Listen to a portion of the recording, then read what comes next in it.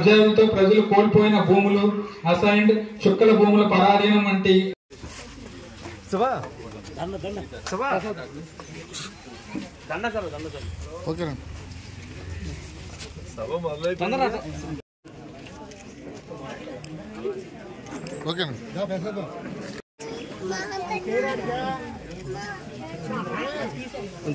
ఒకసారి చూడండి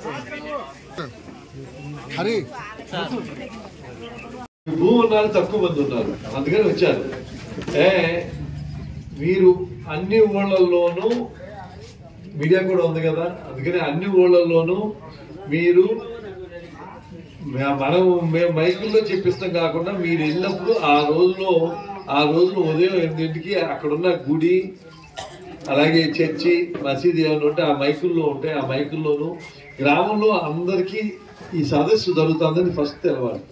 ఇది ప్రభుత్వం చాలా ప్రిస్టేజియస్గా తీసుకుంది.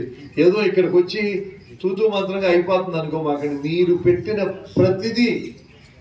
ప్రతి సమస్య వీళ్ళు రికార్డ్ చేసి ఎన్ని సమస్యలు అది సీఎం గారు దీంట్లోకి వెళ్ళాలి, సెక్రటరీలో ఆర్టీజీఎస్ దగ్గరికి వెళ్ళాలి, అన్నిటికీ వెళ్ళాలి. దీని మీద మొత్తం వ్యవస్థ అంతా పనిచేస్తాను. ప్రిస్టేజెస్ తీసుకున్నారు. కారణం ఏంటంటే తెలియదు అసలు యాక్చువల్గా చెప్పాలండి, మాకు కూడా తెలియదు. ఉదయం వరకు ఈ మైకిల్ లేవా? ఉన్నాయి, రిక్షా తిప్పారండి. రైతుల దగ్గర పంపించాలి కదా, ఉంటారు కదా. ఇంత గ్రామంలో వ్యవస్థలన్నీ నాశనం అయిపోయాయి. పూర్వం మనకి టమ్కి వేసేవాడు. టమ్కి నేను ఒక 20 ఏళ్ళు 10 ఏళ్ళు అయింది. ఆ టమ్కి లేదు. నువ్వు శిస్తు కట్టినాడేంది? శిస్తు కట్టలేడు.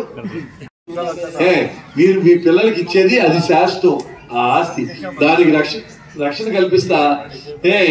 మీరు 22A జాయింట్ రెవెన్యూ ఏదన్నా అందరి మీద 10 ఎకరాల్లో 10 సెంట్లు తగ్గితే తలో సెంటు తగ్గించుకున్నాక భూమి కొలతలు, సర్వే నెంబర్లో మార్పులు, వారసత్వ పేర్లు నమోదు, అలాగే సరిహద్దు సమస్యలు, భూ విస్తరణలో తేడాలు, ఇట్లా అన్ని సమస్యలకి ఈ రెవెన్యూ సదస్సులు అనేది ప్రభుత్వం జరిగిన తప్పుల్ని సరిదిద్దుతా నీకు హాయిగా నా భూమి నాకుంది అనే ధైర్యంతో మీరు ఉండాలనే కారణంతో ఈ రెవెన్యూ సదస్సు పెట్టింది. ఇది తప్పకుండా మీరందరూ వాడుకోవాలి. తప్పకుండా ఒకటి కాదు, మనం ఆలోచిస్తే ఎవరు సిస్టర్ కట్టట్లా, అళ్ళు అడగట్లా, మనం కట్టట్లా. వ్యవస్థలన్నీ పోయినాయి. సిస్టర్ అనేది మన భూమికి మనం కట్టుకునే ఇది. ఇప్పుడు ఇంటది తీసుకోలేదనుకో, కొన్నాళ్ళు ఇంటర్ తర్వాత అట్లనే సొంతం ఉంది. ఇప్పుడు శిస్తు ఎవరు భూమి కాడు శిస్తు కట్టాలి. కట్టించిన వాడు లేడు, కట్టమని అడిగేవాళ్ళు లేరు. పూర్వం మున్సంలో కాలాలు ఉండి అడిగేవారు, రెవెన్యూ వాళ్ళు ఇళ్ళకి వచ్చి అడిగేవారు. ఇప్పుడు లేదు, త్వరలో దాని మీద తీసుకొస్తారు. అది ఎవరికైనా సరే నా భూమి అనే దానికి నువ్వు ప్రభుత్వానికి కొంత కట్టాలి. కట్టేదంతా చాలా 40 లక్షల పొలానికి 500 కడితే అంత దాని ఇది అందుకని ఉన్నాయి. అలాగే ఈ ప్రాబ్లమ్స్ తో పాటు ఇవాళ మీరు నోటీస్ చేయాల్సింది ఏంటంటే చాలా మంచి కార్యక్రమాలు జరుగుతున్నాయి. ఇవాళ మీరందరూ చూస్తున్నారు. 6 నెలల క్రితం టీవీ పెడితే ఏంటి, ఆ నీటి తిడతాం, ఈ నాడి తిడతాం. ఇవాళ ఎక్కడ తిట్టుకుంటున్నారు. కొడాలి నాని గారు వచ్చి ఎట్ట మాట్లాడేవారు, ఎంత అసహ్యం వేసేది. మన కుటుంబాల్లో ఆడాలని అందరినీ ముఖ్యమంత్రి ఎవరైనా ముఖ్యమంత్రి, జగన్మోహన్ రెడ్డి గారు ముఖ్యమంత్రి, చంద్రబాబు నాయుడు గారు ముఖ్యమంత్రి, ఆడు ఈడు అని పిలుస్తూ బూతులు మాట్లాడతాం. ముందు ఆ కల్చర్ పోయింది. 2 భయం పోయింది ప్రజల్లో, ఎవరి పని వాళ్ళు చేసుకుంటున్నారు. 3 మనకి ఇక్కడ ఉండి మనకు తెలవంది. ఇప్పుడు మనకి మన ఊళ్ళో అమ్మ ఇక్కడ సీసీ రోడ్లు ఎన్ని ఇచ్చారు? 40 lakhs. ఇంకా అమ్మ మీకు మాట ఇస్తున్నాను, ఆటపాక గ్రామంలో మనం హ్యామ్లెట్ తో కలిపి 5 ఏళ్ళు అయ్యేసరికి అన్ని సిమెంట్ రోడ్లు వేయట్టు చేసుకుందాం తప్పకుండా. అలాగే మీకు తెలవంది మనకేం కావాలి, రోడ్లు కావాలి. ఈ మెయిన్ రోడ్డు, ఈ రోడ్డు ఇట్లా ఉంటుంది, అటు బైపాస్ రోడ్డు వెళ్తుంది. దానికి కావాల్సిన అరేంజ్మెంట్స్ చేస్తున్నాం.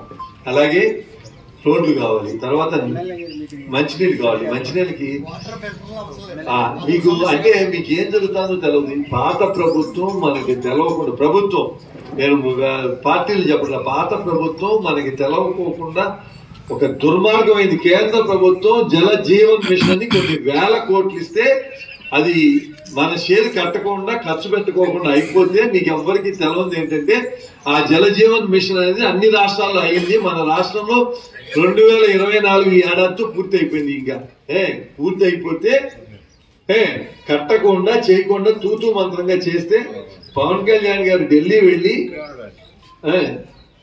ఒకసారి పవన్ కళ్యాణ్ గారు ఢిల్లీ వెళ్ళి 2024కి అయిపోయింది, 2027 దాకా 3 ఏళ్ళు ఎక్స్టెన్షన్ తీసుకుని బాధలు ఉన్నాయి కాబట్టి రాష్ట్ర ప్రభుత్వం 30% కట్టాలి. 1000 కోట్లు 300 కోట్లు మనం కడితే 700 కోట్లు కేంద్ర ప్రభుత్వం ఇస్తుంది.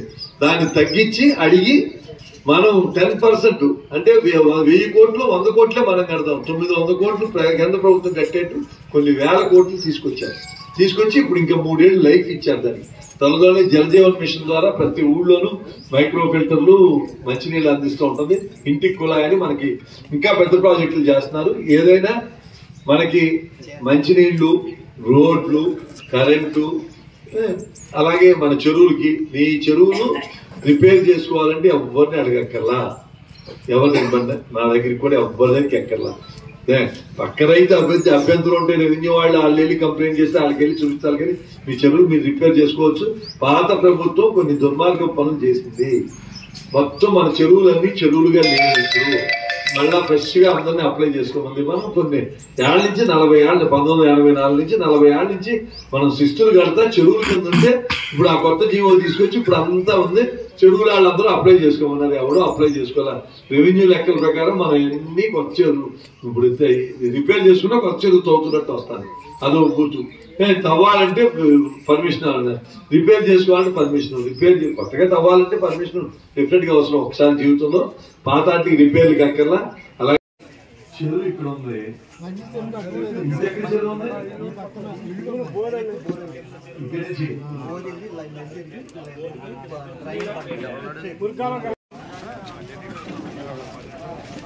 ఈ రెవెన్యూ సమస్యల మీద దాదాపు డిసెంబర్ 6 నుంచి జనవరి 8 దాకా దాదాపు 33 రోజులు ఈ రెవెన్యూ సదస్సు పెడతారు. దీని యొక్క ముఖ్య ఉద్దేశం రైతులకి చాలా గత ప్రభుత్వం అనాలోచితంగా చేసిన వాటి వల్ల చాలా గ్రామాల్లో వాళ్ళ సొంత భూములు 22A అని పెట్టి దాంట్లో పెడతాం. అలాగే రెండోది అందరికీ కలిసి ఒక LP నెంబరే ఇస్తాం. అలా చాలా పొరపాట్లు జరిగినాయి. దాంతో కాకుండా గత ప్రభుత్వం ఎవరూ సమర్థించలేంది. ముఖ్యమంత్రి 5 ఏళ్లకు ఒకసారి మారుతూ ఉంటారు. ముఖ్యమంత్రి ఫోటో ఏంటండి? ముఖ్యమంత్రి శాస్త్రం ఎవరూ శాస్త్రం కాదు, భూమి శాస్త్రం. ఆ భూమి వాళ్ళ ఫోటో వేసుకున్నారు. ఇప్పుడు మార్చి ఇంకోటి ఫోటో వేస్తే అది మార్చాలి. రాజముద్రతో ఉండాలి, అదో తప్పు. సర్వే రాళ్ళ మీద బొమ్మలు వేసుకోవడం ఒకటి తప్పు. రీసర్వే అని ఒకటి పెట్టి ఎవరి భూమో ఎవరికే వెళ్ళిపోయింది, ఎవరిది ఎవరికిందో తెలియదు. దాంతోపాటు ల్యాండ్ టైటిలింగ్ యాక్ట్ అని పెట్టి అసలు కోర్టులకే అధికారం లేకుండా చేద్దాం అనుకున్నారు. అవన్నీ రద్దు చేశారు. దీని మీద అందరిలో కన్ఫ్యూజన్ ఉంది ల్యాండ్స్ ఇష్యూలో. అందుకని గ్రామాల్లో మన పెద్దలు భూమిని నమ్ముకున్నాడు, ఎప్పుడు భూమిని నమ్ముకున్నాడు చెడిపోలేదనేది ఒక నానుడు. అందుకని ఆ భూమి మీద హక్కు నాకెంత ఉందనేది తెలవని పరిస్థితిలో ఉంది. కాబట్టి ప్రభుత్వం దీన్ని చాలా సిస్టమేటిక్గా ఆలోచించి అన్ని సమస్యలు దీంట్లో సర్వే నెంబర్లు, అలాగే సరిహద్దు తగాదాలు, అలాగే ఎక్స్టెంట్ తగ్గితే ఏం చేయాలి అన్నిటి మీద ఒక ఇది చేసి మొత్తం రాష్ట్రం మొత్తం ఈ 33 రోజులు పెద్ద కార్యక్రమంగా తీసుకొని దీన్ని రైతులందరూ వాడుకుని రైతులు ఇళ్ళు ఉన్నాళ్ళు కూడా ఇళ్లలో కూడా ఎక్కడ సమస్య ఉన్నా ఈ సమస్యని వాళ్ళు ఊళ్ళో వచ్చేటప్పుడు ఆ ఊళ్ళో ఉన్న ప్రజలందరికీ తెలియజేసి అందరూ వచ్చి ఈ సమస్య తీసుకోవడం చాలా చాలా మంచి కార్యక్రమం. తప్పకుండా అందరూ తీసుకుని దీని మీద అవేర్నెస్ పెంచి వాళ్ళ సమస్యలు, లేకపోతే ఈ సమస్య మన దగ్గరికి అధికారులు వస్తున్నారు. ఇక్కడ మన ఊరు వచ్చినప్పుడు మనం చేసుకోకపోతే వాళ్ళ దగ్గరికి వెళ్తే చాలా కష్టం అవుతుంది. తర్వాత మళ్ళీ ఎవరో దగ్గరికి వెళ్ళి రికమెండేషన్ పెడుతుంది. కొన్ని సమస్యలు MRO స్థాయి కాదు, RDO స్థాయి, కొన్ని కలెక్టర్ దగ్గరికి వెళ్ళాలి. ఇవాళ అన్ని సమస్యలు రాష్ట్ర ప్రభుత్వం ముఖ్యమంత్రి గారి డాష్ బోర్డ్ దగ్గర నుంచి రెవెన్యూ మినిస్టర్ గారు, రెవెన్యూ సెక్రటరీ గారు అందరి దగ్గర నుంచి కింద అందరూ దీన్ని ట్రాక్ చేస్తున్నారు. తప్పకుండా దీన్ని వాడుకుని ఈ సమస్యను పరిష్కారం చేసుకోవాలి.